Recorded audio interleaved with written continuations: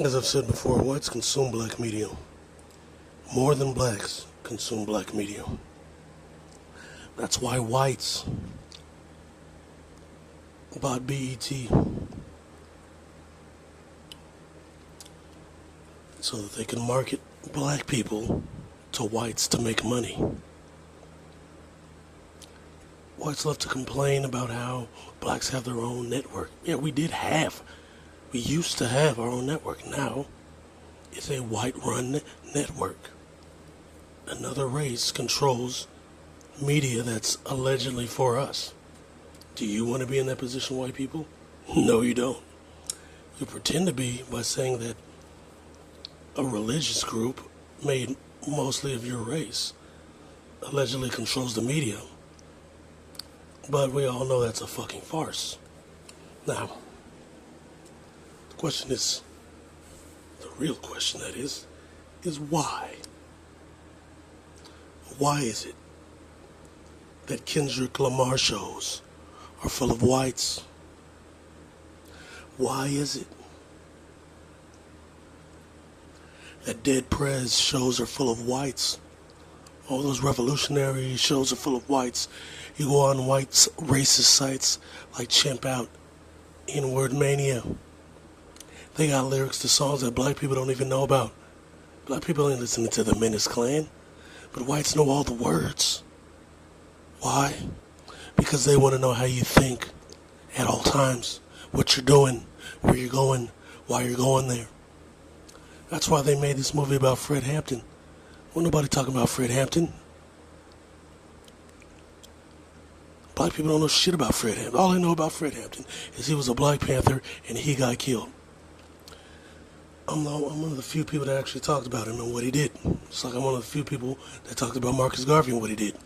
And why he got sabotaged by the same people that killed Fred Hampton, the FBI, back then called the Bureau of Investigation.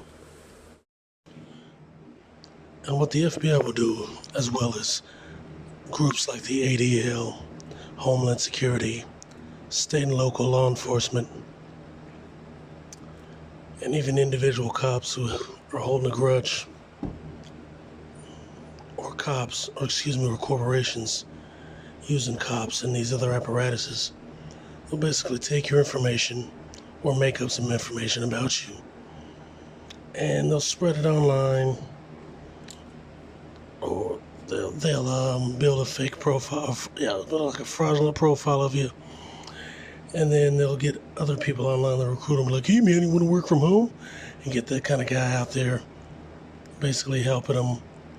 Whenever you reply to these guys online, they get money for those replies, as long as they're taking the focus off of the narrative. They'll also have people that'll call you up and just harass you on the phone. They'll just call and hang up. They'll go around the neighborhood telling people, you're writing bad checks, you beat your kids, you're a molester, you're a rapist, blah, blah, blah. All to discredit and ruin the lives of whoever they're pissed off. And that's what they did to Fred Hampton. That's what they do to a lot of activists. And if none of this works and the guy has a thick network, they kill him. Like they recently killed that gun rights activist in, I forget what state, but they killed him just like Fred Hampton in his sleep. So yeah, they give you this information. This is the guy, this is the guys, this is their handle, blobbity blobbity bloop. Now, I've had a fake internet profile since the early 90s, so I don't give a shit. That's why I'm on there talking about picking up weapons, busting caps, taking out this person, taking out that person. But I'm still going to be out here chilling. I'm still going to make six figures. I'm still going to fuck these bitches to sleep, and nobody knows who the fuck I am. Because you're chasing ghosts. Now, let's get down to business. They're consuming black media to keep an eye on your black asses. They're talking about Fred Hampton, not for blacks to watch. Blacks are going to watch it, but they're going to watch it on some feel-good, soul food, for the soul bullshit. White people are going to watch it because they want to know and they want to understand black mentality at all times. Remember what I said. The reason why Marcus Garvey was taken out was because he unified blacks across the board. Marcus Garvey got African Americans together to bring in products from other countries around the world. He went to Europe and he got guys like Prince Tuvalu to rally blacks in Francophone West Africa against the French, a group that still to this day leeches off of blacks. Marcus Garvey had ex-military black men train civilians to form the African Legion, who used to go down there. And the YouTube hates me talking about this.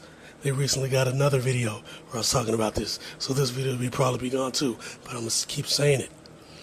He got the African Legion to get weapons, Second Amendment, it's your right, and take up arms and put down our enemy, our racial enemy, the Klan. They would take the high ground and they'd wash them. They'd take them out.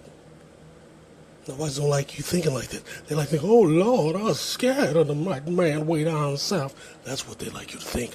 They don't want you thinking like, if I use my training, I can, hit this guy here. I'll follow this guy there. They're all in there, or set it up, induction burner, blast, whoosh, wow, names and dates, doxing people, catching people in cars. The car goes from cool to not cool anymore. Situations like they don't like you thinking like that. They want you to be docile. They want you to think of them as somebody that needs to be protected by you. That's what they want at all times. Same with the military. You're supposed to look at the military as a heroic unit. They don't want you thinking about how the National Guard went to Tulsa, to the white part of town, with the guns facing the black part of town, and started mowing down blacks. They don't want you thinking about how the Army got a bunch of bombs and crop dusters and started bombing the black part of town. They don't want you thinking about this kind of stuff. They don't like you talking about that kind of stuff. They don't like the idea that the military used to round up blacks in black towns and march them out, and can give all that land to the whites and protect the whites to keep the blacks from coming back armed. Or when blacks tried to form unions in certain cities, because they were the only people working those fields, that the local National Guard, aka the government, would team up with local white nationalists to take those black men out. Hell, half the people at the so-called Capitol building raid were who? Police officers teamed up with white nationalists, because white nationalists they've always been in every form of law enforcement since its inception. This is a goddamn race war. Peace doesn't work. I told you a long, long time ago. It's about the physical, the political, and the economic, and you can't have the political without the physical. And you damn sure can't have the economic without the physical. It doesn't work, as you can see. I mean, you got people talking reparations. How are you going to get reparations, nigga? How are you going to get reparations? What you going to do? Again, like I said, yeah, blacks are owed reparations. A lot of people are owed reparations. But when you try to do for self, what happens? The white race comes for you. Hell, look at Evo Morales, an indigenous man. He had socialist policies that benefited his people, because that's what a government's supposed to do. It's supposed to work in the interest of its people, not in the interest of corporations. But he played the neoliberal game. Hell, even Assad played the neoliberal game. But Evo Morales played the neoliberal game. He opened his resources to the corporations, whites, and all he asked for, he'd been doing this for years, doing his thing, using government money for building up stuff, building up housing, building up infrastructure, creating jobs for indigenous people that they never had before. And all this guy did was ask a couple European firms if they could allocate some of the money that they're going to use for lithium to infrastructure and other things that would benefit indigenous people like housing, etc. And that was enough to get the white race, the West. And remember, the West is code for white imperialism. Democracy is code for white imperialism. It's always white.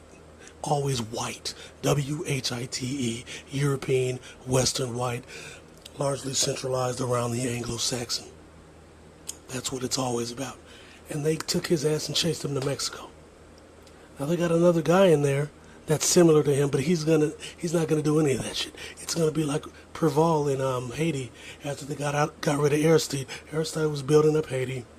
He was rebuilding the infrastructure. He had dropped the illiteracy rate damn near down to 1%.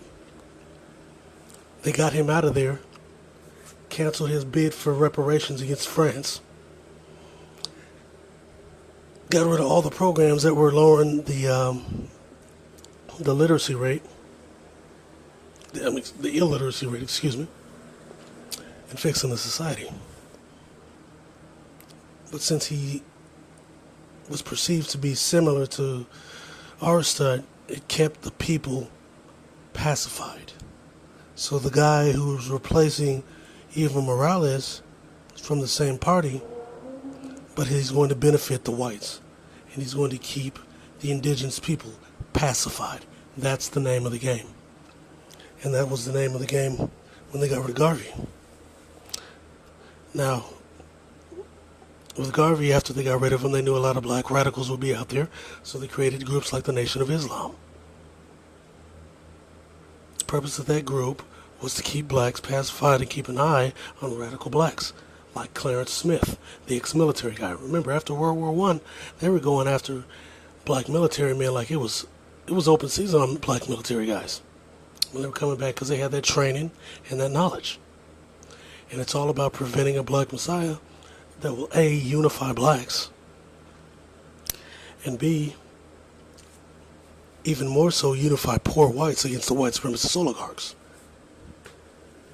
And I'm going to talk about the Wall Street bet stuff in a minute, because that's a perfect example of how the white supremacist oligarchs operate.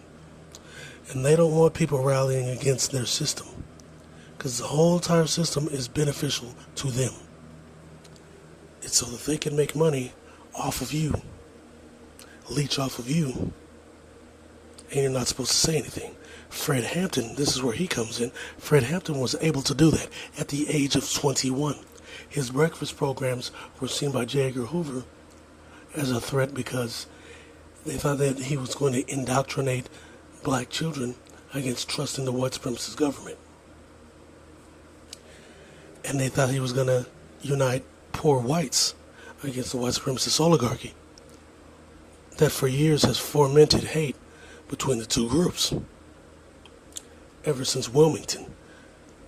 Because Wilmington was a place where poor whites were benefiting from the policies of black lawmakers. So they created a narrative. The white supremacist oligarchs came together, created a narrative that the blacks are fucking all the white women's. And that's literally all it took. That's all it took. And so they had to get rid of Fred Hampton because of that.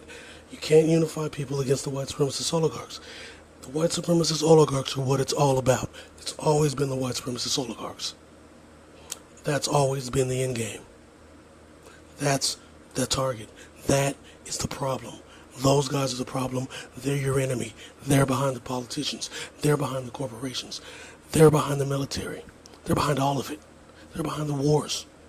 They're behind the dictators in the Middle East, the dictators in Africa.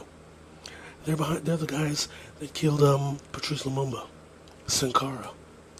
It's them. It's always been them. And that's why you got people who've been on here talking shit ever since I started naming the white supremacist oligarchs as the problem.